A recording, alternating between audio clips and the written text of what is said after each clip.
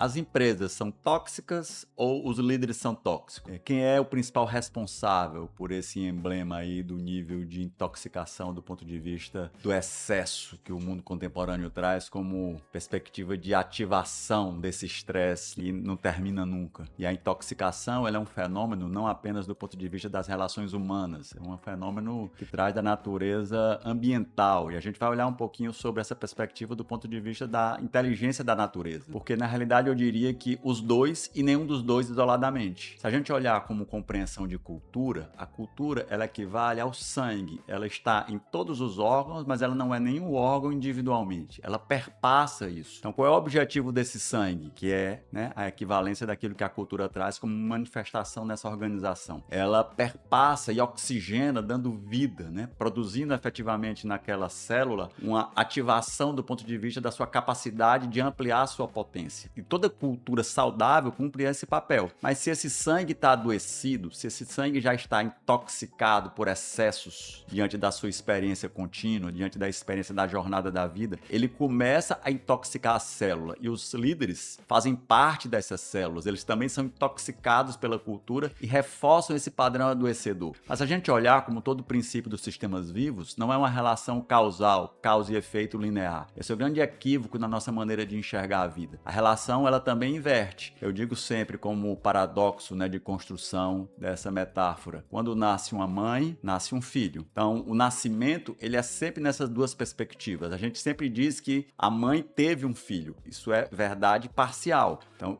nasceu um filho, mas ao mesmo tempo nasce uma mãe, um pai, uma família nova que se constitui a partir de uma outra configuração. E esse é o mesmo princípio da cultura. A cultura afeta a natureza qualitativa da organização como um todo, porque ela irriga essa organização a partir dessa informação que ela produz. E informar é dar forma para dentro, é constituir essa organização daquilo que ela traz como elementos de construção de futuros.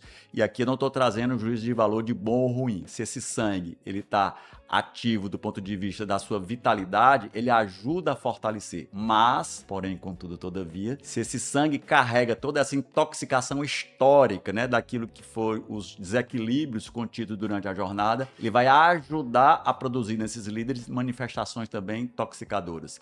E o inverso também é verdadeiro, porque assim como o sangue ele oxigena a célula, ele também é afetado pela natureza das células. Se as células estão regidas por um padrão estressor o tempo todo, ela também informa ao sangue. Então percebam que esse é o princípio vital dessa relação de causa e efeito contínuo. Não são sistemas fechados, são sistemas abertos que trocam informação o tempo todo. Então os líderes também afetam a qualidade da cultura. E aí onde entra essa, né, definição que eu sempre trago. Por onde você começa o processo de transformação saudável? É de cima para baixo, de baixo para cima? E eu sempre trago nos meus seminários. Nenhum dos dois. É de dentro para fora. Ampliando a consciência desse indivíduo, desse sujeito individual e coletivo, eu começo a mudar a qualidade da célula, da liderança, e aos poucos esses líderes vão informando e trazendo qualidades para aquilo que eles expressam, né, como elemento de construção saudável, e o inverso também é verdadeiro. Eu começo a trabalhar de maneira orgânica o nível de estresse coletivo do ponto de vista da qualidade da minha cultura, e a cultura vai produzindo líderes mais saudáveis, líderes que começam a respeitar o ritmo das pessoas, o olhar individual. Se você perceber isso do ponto de vista ambiental, a relação é exatamente a mesma. Se você mora num local que o lixo predomina, que o ambiente externo ele é adoecedor,